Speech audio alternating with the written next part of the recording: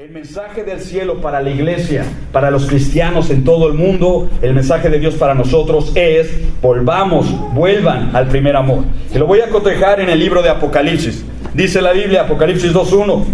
Escribe, recuerden que es la visión de las cosas finales. Es el Señor Jesucristo dando una orden. Escribe al ángel de la iglesia en Éfeso. Y lo que pasa es que muchos, cuando leemos el Apocalipsis, nos hacemos confusos o nos hacemos bolas. A veces decimos el lenguaje común y ordinario. Aquí, cuando dice escribe al ángel, no se refiere a un ser espiritual. Ángeles no se refiere allí. Encontramos, hermanos, que la palabra ángel significa mensajero, y en esta ocasión significa escríbele al mensajero, al encargado de dar la palabra de Dios en Éfeso. En otras palabras, escríbele al pastor.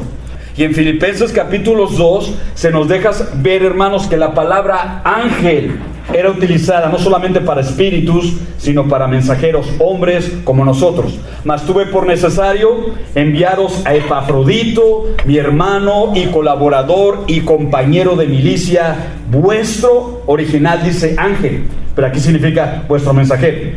Así que con esa especificación en pantalla, Dios está diciendo, Jesús está diciendo, antes de escribir a la iglesia, escribe primero al ángel de la iglesia, escribe al mensajero, escribe a la persona que está a cargo de dar el mensaje. La iglesia en Éfeso estaba en este punto. Era un puerto marítimo, más importante de todo el imperio romano en aquellos días. Y sucede que en el libro del Apocalipsis se escribe a 7 iglesias. Obviamente había más de 7 iglesias, pero Dios escogió el número 7 como representación de lo perfecto. Había la iglesia de Tesalónica, de Colosenses, la iglesia de Antioquía, pero en esta ocasión Dios no habló a ellas. Repítoles, Dios habló de 7. 1, Éfeso. 2, Esmirna. 3, Pérgamo. Después subimos a Tiatira, Sardis, Filadelfia y Laodicea. Las 7 iglesias del Apocalipsis. Ahora, otra cosa interesante. En el tiempo romano, hermanos, aquí llegaba el correo, y desde Éfeso el correo realizaba esta ruta que les acabo de mencionar. Éfeso, Esmirna, Pérgamo, Tiatira, Sardis, Filadelfia, Laodicea. Así iba el correo, dándonos a entender con ello que Cristo Jesús escogió la ruta del correo para mandar su mensaje a las diferentes iglesias que ya existían en aquel entonces. Y lo más curioso de todo el asunto es que el mensaje que dice a Éfeso, Esmirna, Sardis, en muchas ocasiones nos puede también a nosotros referir. En ese lugar idólatra, para que veamos que no hay imposibles para Dios, Dios levantó una iglesia a través del apóstol Pablo. Y él escribió: te rogué que te quedases en Éfeso cuando yo fui a Macedonia, para que mandases algunos que no enseñen diferente doctrina. Hermanos, la iglesia en Éfeso comenzó con Pablo. Después sabemos por la Biblia que fue pastoreada por Timoteo. Y después que sale Timoteo de Éfeso, llegó el apóstol Juan a pastorear esta iglesia. O sea que tuvieron grandes pastores. Lo digo con amor y respeto a todos los pastores. Yo hubiera querido que Pablo hubiera sido mi pastor, que Timoteo hubiera sido mi pastor, o que el apóstol Juan hubiera sido mi pastor. Yo hubiera querido, yo creo que ustedes también. Lo que quiero decir es que esa iglesia estaba súper bendecida, creció, floreció con grandes maestros como los que les acabo de mencionar. Y es por ello que ahora entendemos que Cristo Jesús en el Apocalipsis le escribe a esa iglesia que era grande, floreciente y linda. Apocalipsis 2, regreso. El que tiene las 7 estrellas en su diestra. Estudiantes de la Biblia, déjenme recordarles algo. Cada vez que usted y yo vayamos al libro del Apocalipsis, vamos a encontrar elementos simbólicos, elementos que a veces no son interpretados literalmente. El dragón rojo, la mujer vestida de sol, Apocalipsis 12. Aquí en esta ocasión, Jesucristo es visto en una visión con 7 estrellas en su diestra. Y ponga atención a esto. Si usted sigue leyendo con anticipación y con atención, encontraremos que en algunas ocasiones se nos ofrece el significado y en algunas ocasiones no. lo que necesitamos hacer es seguir estudiando y descubrir cómo la Biblia se interpreta con la propia Biblia. Dice la Escritura: el que tiene las 7 estrellas a su diestra, y además el que anda en medio de los 7 candeleros de oro, dice esto. Apocalipsis 1:20 lo dice así: las 7 estrellas son los ángeles, que ya vimos, no son espíritus, sino mensajeros, pastores, predicadores. Las 7 estrellas son los ángeles de las 7 iglesias. Y los 7 candeleros que has visto son las 7 iglesias. Hermanos, no es difícil. Ahí está la interpretación. Ahora, aquí hay otra cosa interesante que debo de mencionarles. El número 7 en la Biblia, si ustedes han estado estudiando la Biblia, aparece 7, 7, 7, muchas veces el 7. 7 días, ¿te acuerdas? Dios hizo el cielo y la tierra en 6 días y uno descansó. Las 7 semanas, la profecía de Daniel, las 7 iglesias, las 7 candeleros, etcétera, etcétera. Porque 7 es el número que representa la perfección de Dios. Es algo interesante a estudiar. Dice Daniel 12. Los entendidos resplandecerán. Cuando estemos en la eternidad con Dios hay promesa. Sí hay vida después de la muerte. Hay muchas religiones que lo niegan. Mucha gente dice: a mí se me hace que no. Olvídate de eso, compadre. La Biblia lo dice de una manera sencilla. Los entendidos en ese momento resplandecerán como el resplandor del firmamento, y los que enseñan la justicia a la multitud como las estrellas a la perpetua eternidad. Por esa razón la Biblia llama a los predicadores, pastores, estrellas, porque no es nuestra propia luz, estamos hablando del mensaje de Jesús, de la palabra del Señor, y de esa manera se brilla en medio de la oscuridad. La iglesia es presentada como un candelero. Cristo Jesús lo había dicho así: no se enciende una luz y se pone debajo de la mesa, almud, palabra muy antigua, sino la luz se pone sobre el candelero y alumbra a todos los que están en casa. Esto es un tipo y es un lenguaje espiritual. Si hay un lugar, paremos orejas, si alguno no está de acuerdo en esto, está bien, compadre, no vamos a discutir, pero vamos a la Biblia. Si hay un lugar que debe de brillar en medio de la sociedad, ese lugar es la iglesia. Llegamos borrachos antes, y espero que ya no haya borrachos entre nosotros. Llegamos antes pervertidos, torcidos de la mente, del acto, rateros, adúlteros, blasfemadores, mentirosos. Así llegamos todos a Cristo, compadre, pero en Cristo somos hechos nueva criatura, de tal manera que ahora se supone que tenemos que estar brillando la luz. Decimos amén a eso, hermanos. No tu luz, no mi luz, sino la luz de Jesús. El mensaje de Cristo es este: iglesia, yo conozco, dice el Señor, tus obras. Mire que usted no me conoce a mí, ni yo a ustedes a fondo. Usted no sabe dónde yo estoy, qué es lo que hago todo el día, ni yo de ustedes. Pero la Biblia dice: hay alguien que te ve todo el tiempo, Edgar, que te le ve a usted y me ve a mí todo el tiempo. Su cámara, sus ojos no duermen. Él nos ve en público y Él nos ve a escondidas cuando estamos a solas, en privado, cuando estamos accesando el teléfono o cuando estamos viendo el televisor, entre comillas, a solas. No estamos a solas, Él está con nosotros y Él conoce nuestras obras. No hay nada que yo pueda esconder delante de Dios, ni tú. Y aquí dice: yo conozco lo que has hecho, en pocas palabras, durante la semana. Pero además no es una palabra de reprobar, no es una palabra de desaprobación, sino que dice: yo conozco tu arduo trabajo y tu paciencia. Hermanos, está hablando la iglesia en Éfeso. No era una iglesia flojonaza, no era una iglesia descuidada. Según las palabras del Señor Jesús, era una iglesia que tenía obras, que trabajaba en la obra del Señor arduamente y tenía paciencia. 2 características ahí en pantalla: trabajadores. Que ¿cuántos trabajadores necesitamos en todas las iglesias, hermano? Se los digo y se los digo de paso. No nada más es de recibir a Cristo y ya se acabó el asunto. No, la Biblia me enseña que ya recibiste a Cristo, ponte a trabajar en la viña del Señor. En algo tú y yo podemos ser útiles. Estos trabajaban. Y 2, perseveraban en una tarea. Porque no se me vaya a ofender, lo digo yo desde aquí para allá. somos a veces tan inconstantes en lo que hacemos en lo natural y en lo espiritual también.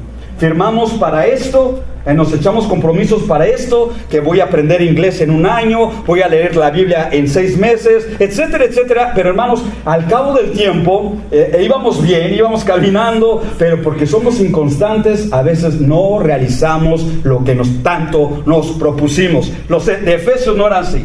Estos tenían perseverancia. La palabra en griega perseverancia significa paciencia, significa perseverancia, que llegan a la meta. Dice, no puede soportar a los malos. ¡Wow! ¡Qué iglesia! No llegaba gente mala a la iglesia, llegaban ya convertidos. Y has probado los que se dicen ser apóstoles, no lo son, y los has hallado mentirosos. ¡Qué iglesia! Les repito, no es una crítica, es una palabra de alabanza esa iglesia. 3, era una iglesia apartada del mal. Y esto es un comercial para mí, un mensaje de Dios para mí, para ustedes. Hermanos, más vale que esta iglesia y que todas las iglesias en el mundo estemos apartados del mal. ¿Está de acuerdo conmigo? Amén. Amén. ¿Y qué es el mal, pastor? Tú sabes lo que es el mal, compadre. Yo sé lo que es el mal. De ahí nos sacó el Señor. Y aparte, número 4, tenían discernimiento. Lo que mucha gente a veces no tenemos en el mundo. Es que habla bonito, es que canta bonito, pero a veces cada mala experiencia nos llevamos, hermanos. No todo lo que brilla es oro. Hay una manera de conocer a los cristianos y se los voy a repetir rápido aquí. No tengo mucho tiempo, pero se los digo rápido. Cristo Jesús dijo, por sus frutos los conoceréis. No dijo por su carita, no dijo por su voz, no dijo por la fotografía, por sus frutos. Quiere conocerme usted mejor a mí, quiero conocerle yo mejor a ustedes por sus frutos. No ves mi corazón, no veo tu corazón, pero vemos las obras que hacemos y eso revela lo que hay en el corazón. Los de Efesios, estos no le creían a cualquier predicador, estos no le creían a cualquier profeta, maestro o como se llame. Ellos decían, a lo que dices, lo que vives y lo que está escrito, entonces te creo. Los hallaron mentirosos, tenían discernimiento, no los engañaban, no les robaban el dinero, como tanto farsante hay en nuestros días. Se llevan el dinero, te trasquielan la oveja, dicen un montón de mentiras. Los de Efesios no eran así. Tenían conocimiento, tenían discernimiento. No es todo. Dice, iglesia, has sufrido y has tenido paciencia otra vez. Mira que todas estas son palabras de alabanza. Característica siguiente, 5. Esa iglesia padeció por la causa de Dios, y esto me avergüenza a mí, porque tal vez algunos de los que estamos aquí nunca hemos padecido por la causa de Dios. No padecemos ni persecución. Algunos de nosotros no queremos ni padecer que se burlen de nosotros, hermanos, pero estos padecieron, perdieron propiedades, perdieron negocios, perdieron y padecieron persecución y se mantuvieron firmes. Y lo digo con tristeza, yo he estado ahí, tal vez ustedes también, pero hay gente que cuando vienen los problemas, enfermedades, situaciones difíciles, hay unos que nos tambaleamos y ya no permanecemos firmes en las cosas de Dios. Yo conozco gente así. Y dudo que Dios me ame, dudo que Dios esté conmigo. Si Dios está conmigo, ¿por qué viene tanta cosa? Sigue leyendo la Biblia, compadre. Los cristianos también sufrimos, también padecemos, también se nos caen a veces los negocios, pero tenemos la confianza que en las buenas y en las malas, Cristo nunca se aparta de nosotros. ¿Decimos amén eso, no? Amén. Eso es una fe firme, una fe en victoria. Ahora, esas son palabras de alabanza. Les repito, 6 cosas de alabanza, buenas características, y con todo amor y respeto yo dijera, como pastor, quisiera que Misión Vida fuera como la iglesia que estamos viendo ahí en pantalla, y que todas las iglesias fueran como la iglesia en Éfeso en ese sentido. Le repito rápidamente las características que Cristo ha mencionado: trabajadores, perseverantes, número 2, aparte, número 3, apartados del mal. Yo quiero tener una iglesia así. No tener que lidiar con gente perversa adentro, no. Que una iglesia consagrada, apartada del mal, con conocimiento bíblico. Es lo que estamos viendo aquí en Efesios. Una iglesia que padece por la obra de Dios y a pesar de todo se mantiene firme en las buenas y en las malas. Hermanos, yo quisiera pastorear siempre una iglesia así. Y tú quisieras ser miembro de una iglesia así. Pero lo que viene cambia toda la ecuación. Y lo digo con respeto. Palabras de alabanza, palabras de exaltación, pero en el 4 Jesús dijo, pero. Y cuando Jesús dice pero, cambió toda la directriz, toda la dirección donde iba la alabanza. Pero esto es importante, si Jesús lo dijo, es importante. Pero tengo contra ti, y ya me dejó helado. Pero hay algo que no me gusta de ti, iglesia, y posiblemente es lo que Dios me está diciendo a mí y a ustedes en esta ocasión. No me gusta de ti, Edgar, esto. Que Dios nos libre que escuchar este mensaje, Misión Vida. No me gusta de ti esto, que has dejado tu primer amor. Y mire que no es cualquier cosa. Has dejado, te has movido. Y ahorita explicamos eso. ¿Qué es eso del primer amor? Ok, aquí está la implicación. Es perseverante, trabajan, le echan ganas, no soportan la herejía, no soportan la maldad. Sí, están profesionales del culto, firmes, constantes, y todo eso va bien, hermanos, pero por dentro la casa está hueca, porque paremos oreja, para oreja, pastor. Yo puedo trabajar en el ministerio, ustedes pueden trabajar en ministerio, podemos venir a la iglesia por costumbre, por cultitis, porque me gusta la onda, porque ahí va mi cuate, porque ahí está suave todo, pero si no lo hacemos por un amor ferviente a Dios, estamos vacíos. ¿Estás conmigo lo que estoy diciendo? Amén. Y esto me lleva a mí, y espero que te lleve a ti también, a pensar cómo está eso del primer amor. ¿Qué es eso? ¿Un primer amor? Bueno, vamos a ver conforme a la Escritura, hermanos, que nuestro Señor Jesucristo tiene la característica o la bondad de primero decirnos lo que Él aprueba de la iglesia y después decir lo que no aprueba. Nosotros somos al revés. Nosotros cuando hablamos de una persona, o si yo les dijera, háganme una evaluación, o cuando yo hago una evaluación de otra persona, nosotros los seres humanos somos dados a hablar primero de lo negativo, ¿o me equivoco? Sí, ¿verdad? Está muy bocón, está muy panzón, está muy chaparro, está calvo, trae bisoñel, compadre. ¿Sí me explico? Siempre hablamos de lo negativo primero, pero después nos dicen, ¿y habrá algo positivo en esa persona? Sí, es buen marido. ¿Sí me explico? El Señor Jesucristo no. El Señor Jesucristo va al revés. Primero, para que la iglesia no lo sienta como un ataque personal. Recuerda que Él es el Salvador. Con toda delicadeza, sutileza, con todo profesionalismo, el Señor viene a hablar primero de las cosas positivas de la iglesia. Trabajadores, esforzados, gente que persevera en la tarea. Hermanos, son alabanzas. Yo quiero tener esas características en mi vida y espero que tú también. Aprobados, apartados del mal, con discernimiento, padecen por la causa de Dios y se mantienen firmes en las aflicciones, firmes y adelante. Lo negativo lo ves en pantalla. Lo negativo, simplemente has dejado tu primer amor. Le recuerdo que querías correr afuera y decirle a todo el mundo, Cristo está vivo, me ama, me salvó, te ama a ti también. Hermanos, eso es el primer amor. Lo que pasa es que todos corremos el mismo riesgo al pasar los años, al venir las situaciones difíciles, fáciles, al hacernos profesionistas a veces del culto y del servicio, nos olvidamos a veces de lo más importante. Y lo más importante no es el ministerio, lo más importante es el Señor del ministerio. ¿Está conmigo lo que estoy diciendo? Él es una personalidad, no una religión, no una iglesia. Él es una persona. Cuando tú le invitaste a entrar a tu corazón, Él entró literalmente. Pero haz de cuenta que a veces, por el afán, las necesidades, qué sé yo, dejamos a Cristo sentadito allí donde se quedó en el corazón, y nosotros nos damos a veces a otras cosas y el Señor se quedó ahí desatendido.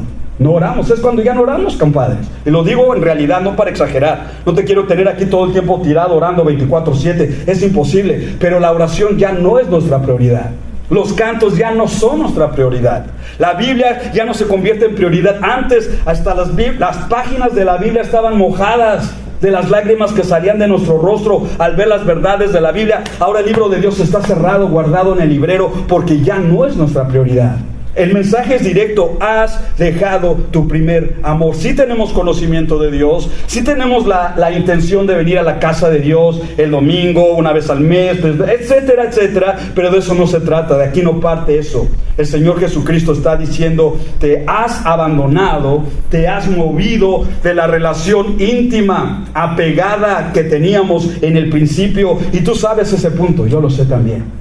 Cuando leíamos la Biblia, cuando orábamos, cuando cantábamos, hermanos, eso no debe de morir. Cristo no reprocha a los efesios de apostasía o de inmoralidades. No. Pero lo que está diciendo, está señalando la frialdad. Una frialdad estilo cadáver. Y esta es una característica común en todos los cadáveres. Están fríos, helados, no tienen vida. Y Cristo está diciendo, el peligro en una iglesia grande, pequeña, chica, estructurada, medio estructurada, es esta: que nos convirtamos y alberguemos una frialdad estilo cadáver, hermano. Y eso va a dar lugar más tarde a albergar, abrazar otros groseros pecados en nuestra vida. Y esto es muy serio, hermanos. Misión Vida, por favor, para oreja conmigo. No importa el número que seamos, no importa las grandes construcciones que tengamos, los grandes recursos, las grandes orquestas musicales que podamos tener o no podamos tener, eso es secundario. Lo más importante que usted y yo debemos de tener y siempre atesorar es un amor fundido, caliente, un amor que está latiendo por Cristo todo el tiempo. Hay gente en nuestros días que hablamos más de la iglesia, bien o mal de la iglesia, me gusta esto o no me gusta esto, hablamos más de la iglesia, más de lo que Dios está haciendo en nuestras vidas. ¿Me explico lo que estoy diciendo? Hay una diferencia. Y ahorita voy para allá con las escrituras. Si hablamos más del ministerio, si yo como pastor hablo más de lo que estoy haciendo, de mis responsabilidades, de mi trabajo, etcétera, más que del Salvador, estoy desatendiendo, estoy ocupado en la obra del Señor, descuidando al Señor de la obra, y eso no debe de ser así, ni conmigo ni con ustedes. El libro del pueblo de Dios, otra versión de la Biblia, lo traduce así: pero debo reprocharte que te hayas dejado enfriar el amor que tenías al comienzo. Qué grueso, ¿no? Qué grueso. Cuando usted se casó y yo me casé, hermanos, ¿recuerdas cuando se casaron en el altar? Cuando vino el ministro y estábamos allí haciendo los votos matrimoniales, ¿se acuerdan de eso? Bueno, algunos me ven con cara de ni me recuerde, pasó. Olvídate, los que no se quieren acordar de eso no se acuerdan. Pero yo me acuerdo de los votos matrimoniales. Estábamos emocionados. Toda una aventura viene, va a haber tiempos de felicidad, de aventura, de regocijo, de etcétera, etcétera, pero los dos estábamos emocionados. El problema es, y viene, que con el correr de los tiempos, con el correr de los años, muchos matrimonios ya no sienten ese clic, ya no sienten esa emoción, ya no sienten ese excitement, ya no sienten esa alegría. Ahora se ha vuelto la relación matrimonial tediosa, infructuosa, infecciosa también, etcétera. Y eso es un mal que se puede solucionar en su tiempo y conforme a la palabra de Dios. Pero regresando al primer amor, lo mismo con Cristo.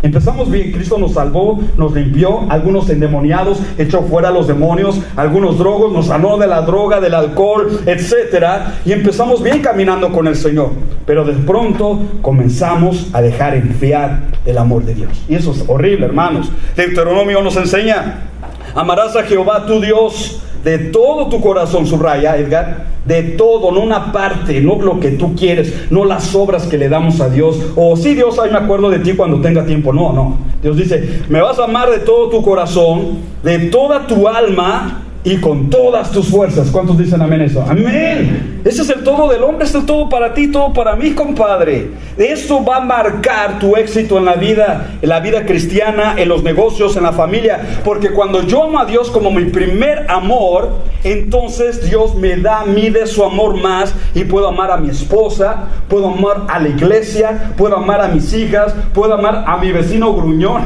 que es un verdadero problema a veces. Puedo amarlo, no es mi amor, es el amor de Dios que viene de arriba hacia mi corazón, hermanos. Qué lindo es esto. Hebreos lo dice así: porque Dios no es injusto para olvidar vuestra obra y el trabajo de amor. Aquí quiero llegar. Es decir, si yo digo que amo a Dios y tú dices que amas a Dios, la Biblia lo interpreta así: ok, si amas a Dios, no te olvides de servir a Dios. Porque dice, Dios no va a olvidar el trabajo de amor que habéis mostrado hacia su nombre, habiendo servido a los santos y sirviéndoles aún. Hermanos, esto es lindo. O sea, Dios no quiere un jarabito de pico: Dios, cuánto te amo, cuánto te amo. No. ¿Recuerdas Juan capítulo 21? Cristo ya resucitó y viene con Pedro. Pedro lo había negado anteriormente, pero ahora lo restaura y le dice: Pedro, hijo de Jonás, ¿me amas? ¿Qué pregunta, no? Pon tu nombre ahí, Edgar. ¿Me amas? Jaime, ¿lo amas? Sí. Esteban, ¿lo amas? Oh, sí, cualquiera. Oh, yes, Lord, you know that I love you. ¿Sabes que te amo? Mira la respuesta de Cristo: entonces apacienta mis corderos. 3 veces: ¿me amas? Sí, Señor. entonces apacienta mis ovejas. ¿Cuál es la implicación? Tú dices, nada profundo. Está diciéndonos, si amamos a Dios, entonces tenemos que presentar servicio a Dios en algo que a veces no es muy agradable. ¿Cuántos todavía aman a Dios? No se preocupe, no les voy a dar una tarea. Yo no doy tareas, el ministerio. Pero lo que Dios me está enseñando a mí es, Edgar, si me amas, te vas a entregar a Misión Vida de mente, de corazón, con todas tus fuerzas. Vas a atender mis negocios, a las ovejas, vengan muchos, vengan pocos. Tú vas a amarme y tú vas a amar mi obra. Y yo digo amén a eso, y la gloria sea el Señor. ¿Qué estoy diciendo con esto? No yo, la Biblia. Cuando tú y yo amamos a Dios, cuando Dios es nuestro primer amor, se refleja en lo que hago, en nuestro servicio, en mi compromiso con Dios, con su obra, en lo que yo hago, no porque tengo la obligación de. Eso es importante para sostener a mi familia, pero no es el móvil de mi ministerio. El ministerio que estoy realizando es por amor a Dios, y espero que ustedes también, conforme a lo que me enseña la Biblia. La pregunta es, ¿cómo es que se enfría el primer amor para con Dios? Es importante localizar la infección, amigos y hermanos. Cuando vamos con el doctor y llevas una herida infectada, hay que tratar con esa herida, hay que abrirla, hay que limpiarla, ponerle antibióticos, etcétera. Lo mismo en las cosas espirituales. ¿Cómo es que, le hago la pregunta, usted responda, cómo es que tu corazón o mi corazón dejó de latir ya así, apasionado por Dios?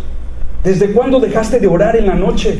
¿Desde cuándo dejaste de estudiar la Biblia, de hablar de Cristo allá afuera, de presentarle a los sectarios, a las otras religiones, no una religión sino un Salvador? ¿Desde cuándo paramos de hacer eso? Bueno, es una respuesta que algunos de nosotros podemos contestar y algunos no queremos ni contestar. Pero mira lo que dice la Biblia en Jeremías 2.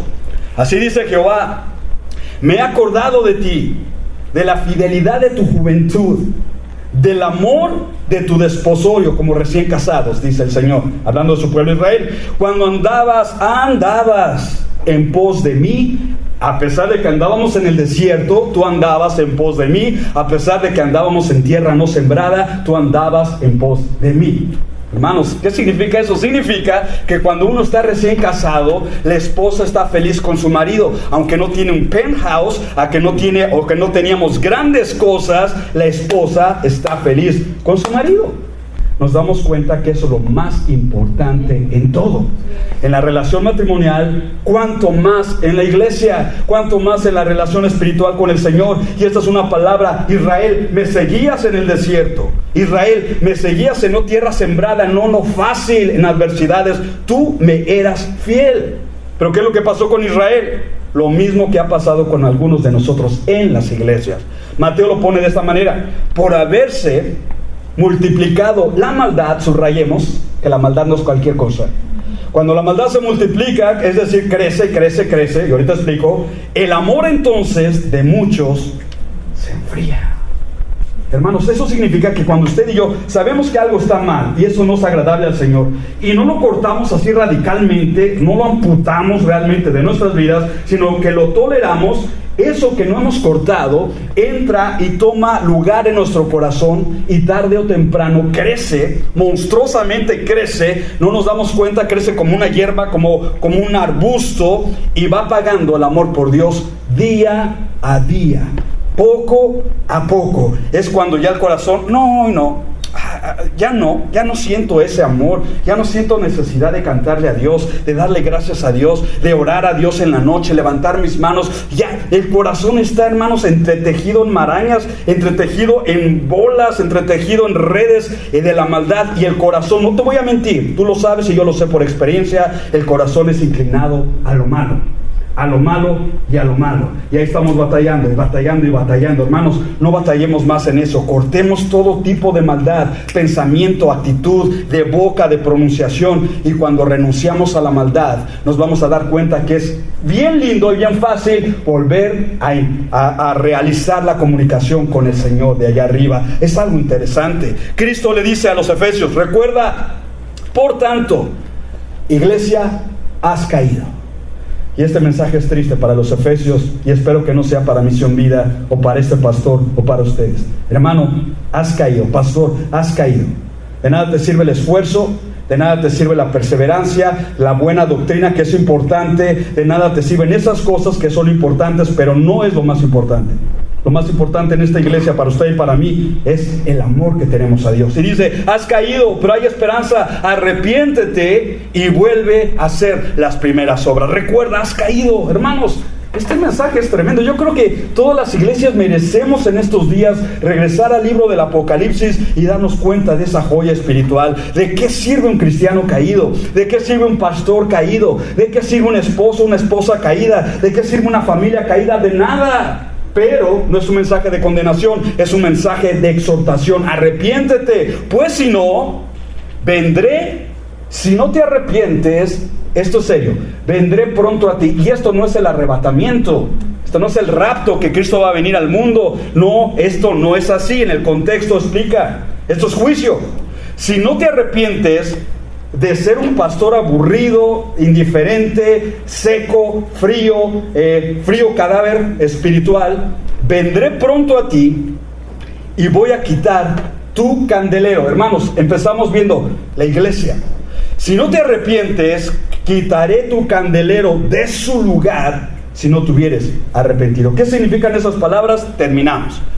Miren, hermanos, significa: voy a remover la iglesia de Éfeso y la llevaré a otra parte. Esto está grueso, ¿no? Estaba viendo Noticias Cristianas, un buen portal en el internet. Si tienes el tiempo y la oportunidad de ver lo que está pasando, se llama noticiacristiana.com. Ahí nos presentan que en Europa, hermanos, ahorita en Alemania y en Inglaterra, lo que hace 100 años fueron iglesias grandes con coros y bonitas instalaciones, se perdió el primer amor y se perdió el fervor. Ahorita esas iglesias están vacías, y lo que es peor, las están rematando en real estate porque nadie quiere ir a la iglesia, nadie siente la necesidad de estar en la iglesia, estudiar la Biblia. Es más, ya no hay ni pastores que quieran pastorear esa iglesia, y algunas ahorita las han convertido en antros, una iglesia en antro. Sirven bebidas calientes, bebidas frías, bebidas alcohólicas. Otra pasaron una fotografía, la han convertido adentro en una pista de patinaje donde los jóvenes van a patinar con sus... Y eso en una iglesia hace 100 años, hace 50 años, hermanos. Se cumple la palabra aquí. Cuando una iglesia perdemos el fervor, perdemos la intención, perdemos el amor, perdemos el foco principal, servir a Dios, cantar a Dios, hacer todo por amor a Cristo, Dios dice, no, eso no me gusta, no me sirve. Si no se arrepienten, como Éfeso, voy a remover esa iglesia y la llevaré a otra parte. Europa está en un frío espiritual ahorita, cadáver. Ya llegaron los padres de esta nación, pero ahorita ha pasado su tiempo en un sentido. Y hermanos, qué horrible es esa palabra. No la voy a destruir, dice, simplemente la voy a mudar. Es decir, la mudanza del candelero, no su extinción, no su destrucción, sino su remoción. Y vengan conmigo que esto se cumple. En Europa, en algunos lugares también de esta nación, las iglesias se están cerrando. Los templos se quedan vacíos, pero a la misma vez la iglesia es indestructible. Donde no quieren, donde no necesitan, donde no presentan atención, donde no presentan fervencia, emoción, adoración a Dios, Dios dice, no problema, no me quedo ahí. Y Dios traslada su iglesia a otros lugares. Ahorita la iglesia está creciendo como nunca antes en China, en Cuba, en lugares donde no tienen lo que nosotros tenemos, afuera, en las calles, llueva o no llueva, hermanos, los números siguen creciendo, la gente sigue llegando, alabando a Dios por horas, estudiando su palabra, servicios de oración. Hermanos, se cumple.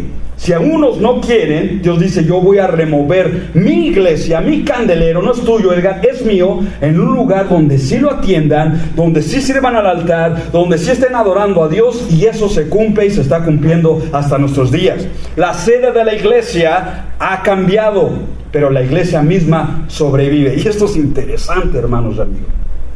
Que mantenga la llama encendida en este lugar y en todos los lugares donde hay iglesia. De otra manera, toda iglesia podemos correr el mismo riesgo, ser removidos del lugar, a un lugar donde atendamos mejor al Señor. Miren, lo que en algunos lugares han perdido, Europa, Alemania, Inglaterra y otros lugares muy conservadores donde comenzó el cristianismo, han perdido la emoción, han perdido el gozo, han perdido la juventud en la iglesia cristiana, han perdido la oración, han perdido el estudio de la palabra. Bien, ellos lo han perdido, pero otros lugares, en otras naciones, lo han ganado.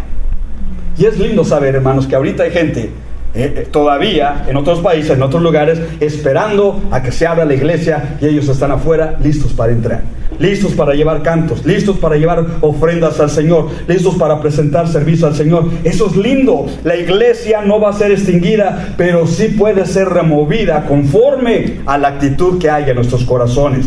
Un turista, termino con el testimonio del señor Trench. Un turista hace poco visitó a Éfeso, la iglesia que estamos estudiando, y no encontró más que 3 cristianos allí, en Éfeso. ¿No? Y estos eran tan ignorantes que con dificultad reconocían el nombre de Pablo y de Juan. Ven conmigo. ¿Quién? Pablo. ¿Quién? Pablo. Juan. No sé quiénes son. Imagínate. La historia nos confirma que la iglesia en Éfeso totalmente fue removida. Lo que comenzó bien, avivamiento, Pablo, Timoteo y Juan fueron los pastores. Con el correr del tiempo se vino hacia abajo. Ruego que este estudio de la palabra de Dios sea lo suficientemente claro para descubrir nuestro corazón delante de la presencia de Dios. Y miren, hermanos, no lo digo con condenación, pero lo digo con advertencia y amonestación. Si nuestro corazón se está enfriando, si ya no late como antes latía por Jesús, por su obra, por su presencia, hermanos, es un buen momento ahora, creo, en este día, de decirle: Señor, renuncio a lo que hay que renunciar, examino mi corazón, mi primer amor eres tú y siempre lo serás. Y cuando eso se cumple, hermanos, seguimos y seguiremos en la luna de miel con nuestro Salvador.